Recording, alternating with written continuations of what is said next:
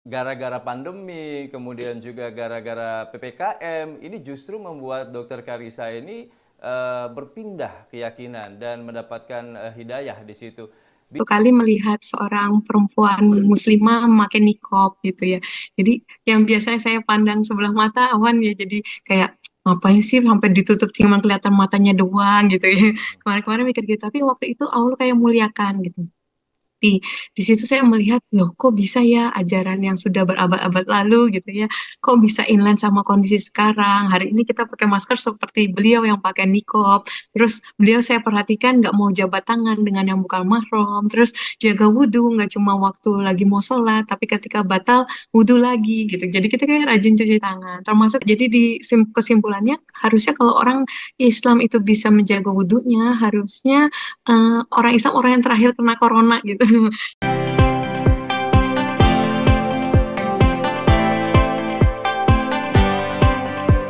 Awalnya beliau nanya-nanya kalau misalnya sholat itu berapa rakaat gitu-gitu. Jadi saya bilang dalam hati saya sih, kan Dokter Isya kan Kristen ya, maksudnya dalam hati gitu, kok ngapain nanya-nanya gitu. Terus suatu saat beliau beneran ngasih tahu ke saya, katanya, Bu, saya udah sadar katanya gitu. saya saya sampai nangis gitu, ya Allah gitu. Asyhadu Asyhadu alla alla ilaha ilaha illallah illallah wa asyhadu wa asyhadu anna anna Muhammadan Muhammadan Rasulullah. Rasulullah.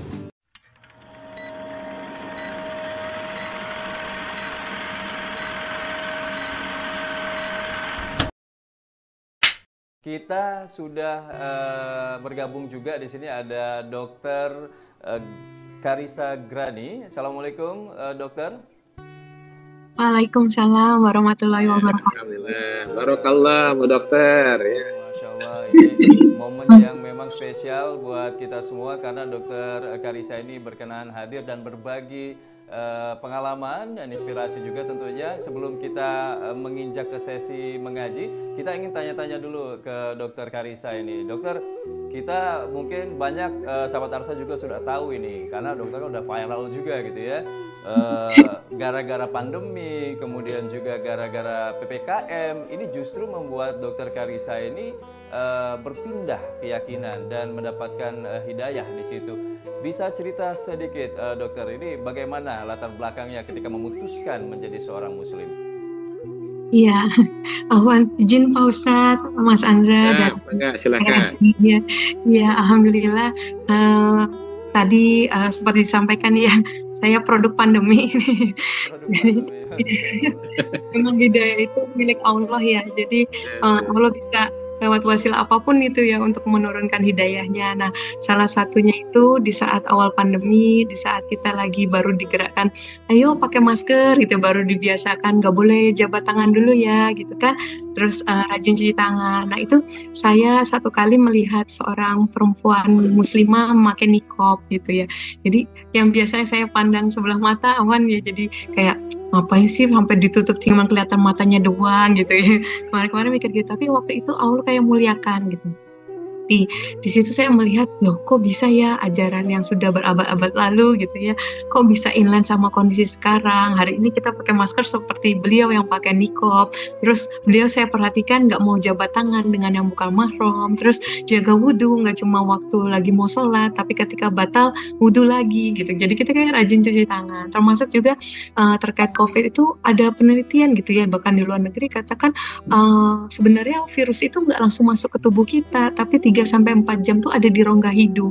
Saya sampai hitungin.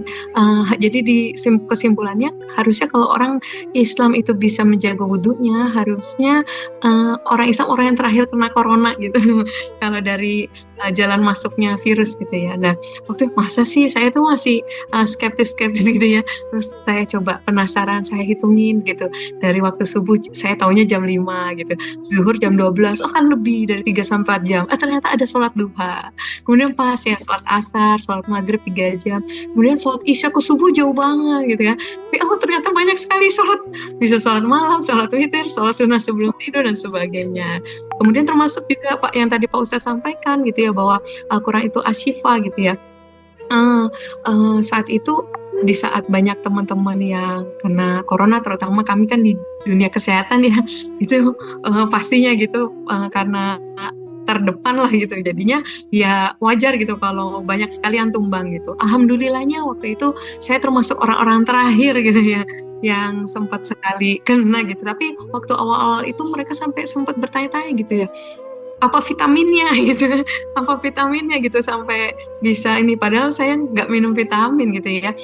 Bukan orang yang rutin minum vitamin, dan bahkan katanya vitamin kan berbagai macam tuh waktu awal-awal pandemi itu ya, kita sampai disuruh minum ini minum itu, ikut aja gitu. Saya sendiri enggak gitu, saya cuma mengandalkan tadi, saya yakin Quran itu asyifa gitu ya, penyembuh, penambah segala penyakit. Jadi waktu itu cuma berusaha jaga tilawah aja gitu, dengan apa namanya, walaupun dengan maaf Pak Ustadz, makrosnya nggak benar mungkin gitu ya, tajwidnya apa lagi gitu. Tapi ya itu betul sekali yang saya alamin gitu, yang saya terasa. Dan ketika saya pun akhirnya kena COVID, saya juga menyadari, oh tilawah saya lagi berkurang itu saat itu gitu. Jadinya pertahanannya mungkin jadi berkurang gitu ya. Jadi singkat cerita itu dari awal dari situ saya malah tertarik Islamnya dari masalah medis ya. Jadi kepo-kepo apa manfaat gerakan sholat itu secara medis. Saya nggak nyangka gitu, mungkin kirain manfaatnya hanya waktu sujud gitu ya.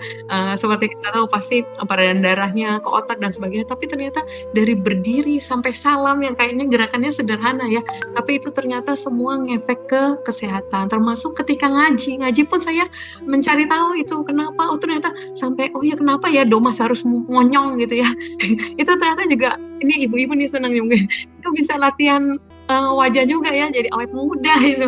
Ada guru saya yang itu udah umur berapa ya? Hampir 70, masih awet muda ya. Pertanyaannya, sebelum pandemi itu apakah memang sudah coba-coba juga belajar Islam atau sudah memiliki Al-Quran, atau memang pandemi itu menjadi titik balik ketika dokter benar-benar ingin menjadi seorang muslim, atau sebelumnya sudah pernah juga belajar? Bagaimana latar belakangnya? Iya, belum cerita latar belakang tadi ya. Jadi saya itu sebenarnya saya sebelum sudah menikah dengan pendeta ya. Sekarang sudah meninggal tahun lalu, anak kami 3. Nah di dalam otomatis karena saya mendampingi beliau, saya ngajar-ngajar juga gitu. Dan walaupun saya nggak belajar teologi ya, tapi di rumah itu karena beliau orang teologi ya, mertua juga teologi ya, itu ada kitab suci agama-agama lain tuh juga ada di rak buku kita, termasuk Al-Quran. Tapi memang terus terang saya setiap ada pelajaran Islamologi gitu ya, ada pelajarannya gitu, itu ada kelasnya. Itu saya paling males tuh kalau jadwalnya hari ini Islamologi gitu. Nggak benci dengan Islam, tapi itu kayak ngapain sih belajar ini gitu, sempat begitu gitu. Jadi istilahnya Al-Quran tuh kitab terakhir yang saya baca setelah membaca kitab-kitab lainnya. Nah baru setelah tadi kejadian pandemi sih akhirnya saya tergerak gitu ya untuk cari tahu gitu tentang Islam gitu.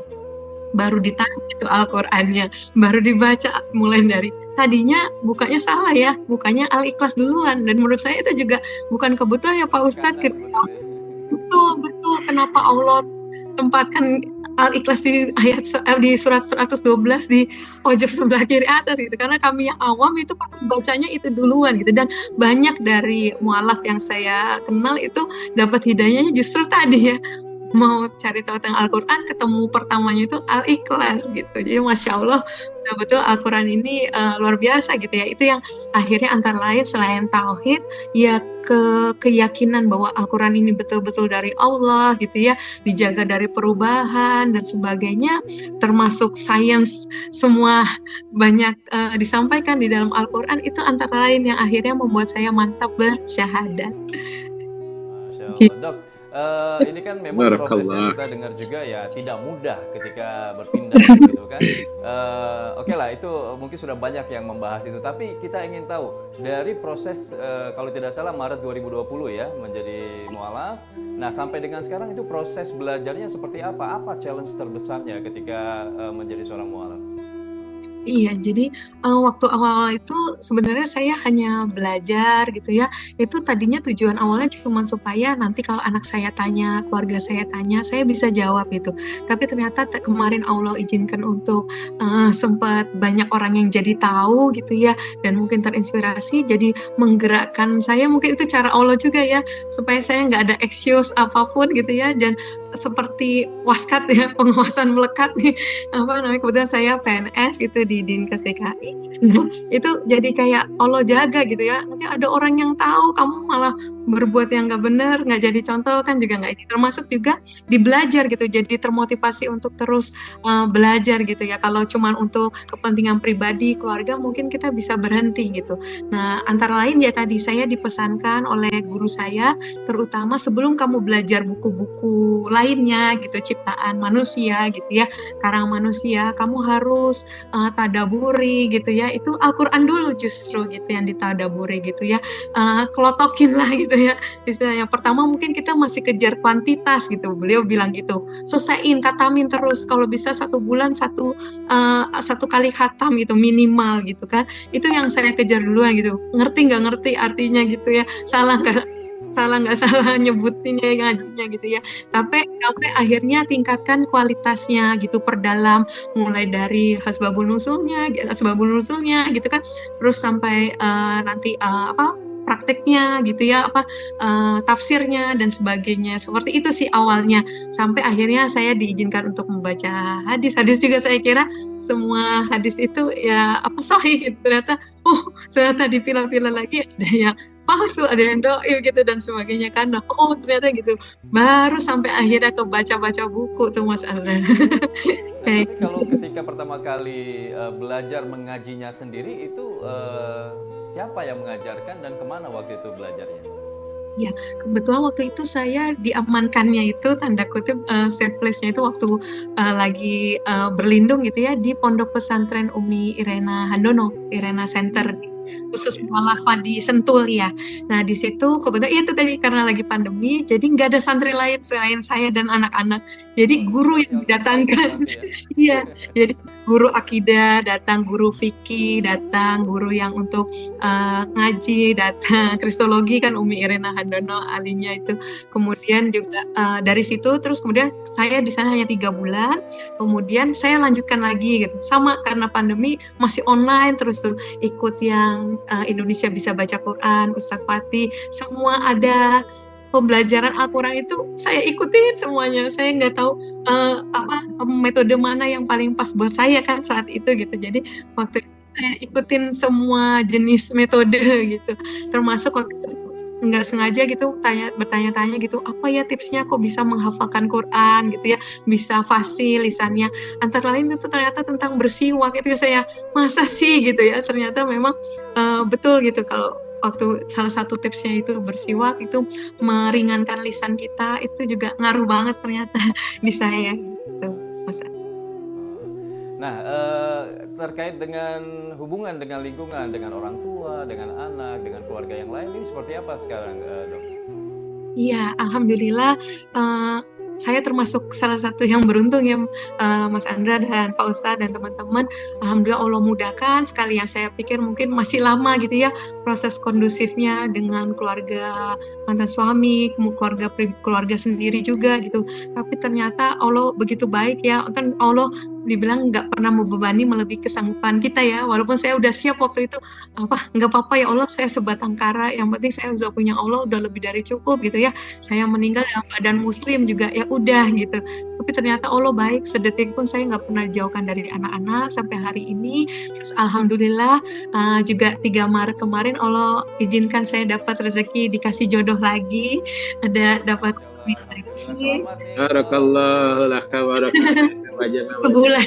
Iya, terus anak saya sekarang, anak sambung saya 4, jadi anak saya ada 7 dan alhamdulillah saya nggak pernah maksakan anak saya masuk Islam gitu. Saya mau mereka menemukan sendiri keindahan Islam.